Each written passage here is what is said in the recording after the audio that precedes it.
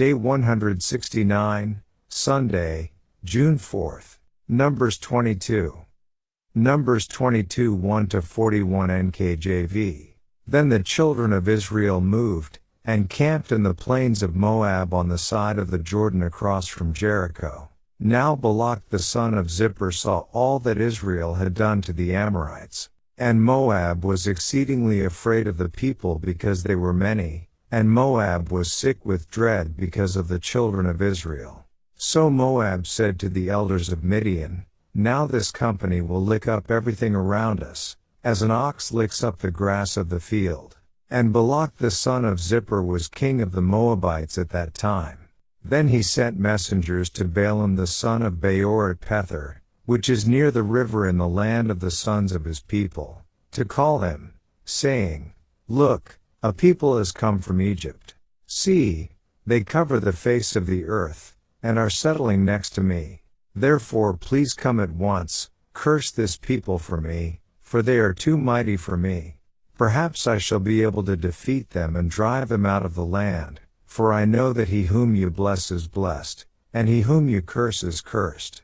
So the elders of Moab and the elders of Midian departed with the diviner's fee in their hand, and they came to Balaam and spoke to him the words of Balak. And he said to them, "Lodge here tonight, and I will bring back word to you, as the Lord speaks to me."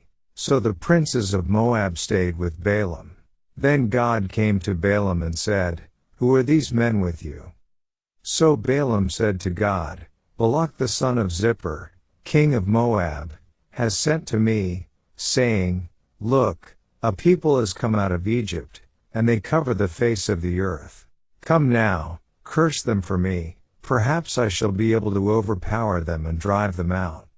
And God said to Balaam, 'You shall not go with them, you shall not curse the people, for they are blessed.' So Balaam rose in the morning and said to the princes of Balak, 'Go back to your land, for the Lord has refused to give me permission to go with you.' And the princes of Moab rose and went to Balak, and said, 'Balaam refuses to come with us.' Then Balak again sent princes, more numerous and more honorable than they. And they came to Balaam and said to him, 'Thus says Balak the son of Zippor, please let nothing hinder you from coming to me, for I will certainly honor you greatly, and I will do whatever you say to me. Therefore please come, curse this people for me.' Then Balaam answered and said to the servants of Balak, 'Though Balak were to give me his house full of silver and gold, I could not go beyond the word of the Lord my God, to do less or more. Now therefore, please, you also stay here tonight, that I may know what more the Lord will say to me.' And God came to Balaam at night and said to him, 'If the men come to call you, rise and go with them, but only the word which I speak to you, that you shall do.' So Balaam rose in the morning, saddled his donkey, and went with the princes of Moab. Then God's anger was aroused because he went, and the angel of the Lord took his stand in the way as an adversary against him. And he was riding on his donkey, and his 2 servants were with him. Now the donkey saw the angel of the Lord standing in the way with his drawn sword in his hand, and the donkey turned aside out of the way and went into the field. So Balaam struck the donkey to turn her back onto the road. Then the angel of the Lord stood in a narrow path between the vineyards, with a wall on this side and a wall on that side. And when the donkey saw the angel of the Lord, she pushed herself against the wall and crushed Balaam's foot against the wall. So he struck her again.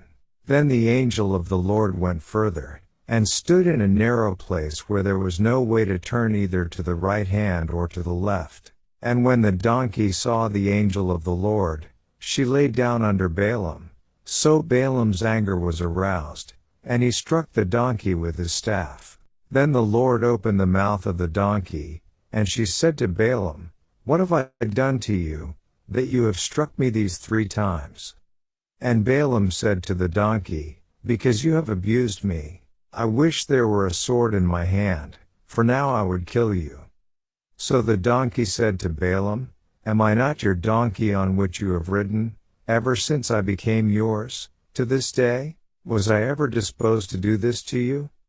And he said, No. Then the Lord opened Balaam's eyes, and he saw the angel of the Lord standing in the way with his drawn sword in his hand, and he bowed his head and fell flat on his face. And the angel of the Lord said to him, Why have you struck your donkey these 3 times? Behold, I have come out to stand against you, because your way is perverse before me. The donkey saw me and turned aside from me these 3 times. If she had not turned aside from me, surely I would also have killed you by now, and let her live. And Balaam said to the angel of the Lord, I have sinned, for I did not know you stood in the way against me. Now therefore, if it displeases you, I will turn back.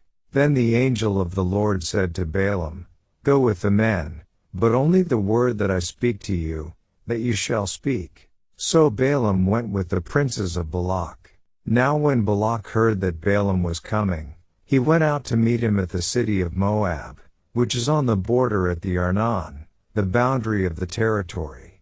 Then Balak said to Balaam, Did I not earnestly send to you, calling for you? Why did you not come to me? Am I not able to honor you? And Balaam said to Balak, Look, I have come to you. Now, have I any power at all to say anything? The word that God puts in my mouth, that I must speak. So Balaam went with Balak, and they came to Kirjath-Huzoth. Then Balak offered oxen and sheep, and he sent some to Balaam and to the princes who were with him. So it was, the next day, that Balak took Balaam and brought him up to the high places of Baal, that from there he might observe the extent of the people. Daily Deep Dive. We'll start this new week as usual with the UCG reading plan. In chapter 22 we meet some very strong personalities. The first is Balak, king of the Moabites, whose name means empty. Next is Balaam, a soothsayer. See Joshua 13:22, from Pethor, a city on the Euphrates in Mesopotamia. Compare Deuteronomy 23:4. His name means destroyer of the people, and Balak hires him in an attempt to destroy the Israelites. Israel's armies had not confronted Moab as of yet, but Balak, aware of what had happened to his enemy Sihon, was terrified that he and his kingdom were next. The irony of all that follows is that Israel had no fight with Moab. They only wanted passage to the promised land. In fact, God had told the Israelites not to attack Moab, Deuteronomy 2:1-9. But Balak either didn't know this or didn't believe it. So he consulted with the elders of Midian with whom he may have had alliances. Though Moses did have Midianite associations through dwelling with his wife's family for 40 years, it is likely that they were far removed from the clans these leaders represented, the Midianites being a widespread, nomadic people, yet Balak probably realized that a military campaign alone was not going to stop the Israelites and the supernatural power behind them. Rather, he needed to employ spiritual warfare, and thus the call for Balaam. The Nelson Study Bible explains, the Moabites believed that blessings and cursings from the gods could be manipulated by skilled agents, who presumed to be able to traffic with the gods. At the time, the most famous of these agents was Balaam of Mesopotamia. In 1967, a discovery was made in Jordan of an 8th century BC inscription of prophecies of Balaam. This discovery in what was ancient Moab is stunning evidence of the renown of this prophet even hundreds of years after his death. Yet the Balaam of Scripture is thoroughly reprehensible. In Scripture he becomes a paradigm of evil, a nearly satanic figure. See Numbers 31:8, Deuteronomy 23:4-5, Joshua 13:22, Joshua 24:9-10, Nehemiah 13:2, Micah 6:5, 2 Peter 2:15, Jude 1:11, Revelation 2:14.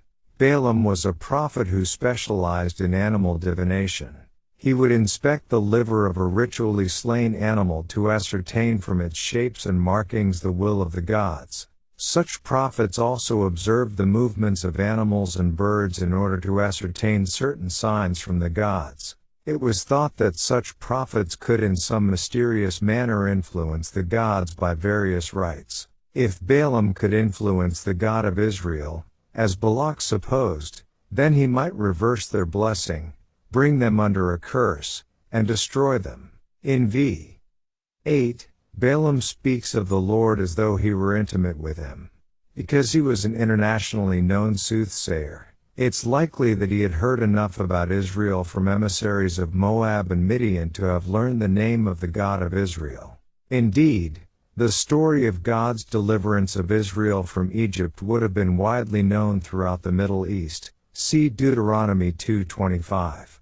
Notes on Numbers 22:5-8. When the Moabite and Midianite leaders arrive with payment for Balaam, God informs Balaam, evidently in a night vision, that the Israelites are protected and that he is not to go with these men. Numbers 22:12. It is not that Balaam doesn't want to go beyond what God says. He does. But he knows that he can't. When a larger entourage appears with a blank check from Balak, we learn a little about Balaam's sincerity in following God. Motivated by greed, rather than accepting the pronouncement God has already made, he goes to get a new word from him. And God does give Balaam permission to go, with the restriction that he wait to be called upon by the princes and that he do only what God says. Yet Balaam apparently doesn't wait on the princes, but heads out on his own to join them, contrary to God's specific instructions, thus angering God. Then we have the colorful reversal of roles in Balaam's arguing with the dumb donkey and the donkey using logic with him. Verses 22-31. Moreover, the donkey could see the angel with the drawn sword while Balaam could not. This was all rather ironic. Balaam was supposed to have been able to communicate with the gods through animals. However, in this situation, the seer was blind to the presence of the true God. It was the animal who was the seer, perceiving the true will of God and the angel that blocked the path. Note on Numbers 22:22-30. Balaam's insincere conversation with the angel shows the desires of his heart are not to please God. When Balaam comes to Balak, he explains that he can only say what God will allow, though with all his heart he would love to get around God and curse Israel. End. I don't have anything additional to add to this chapter.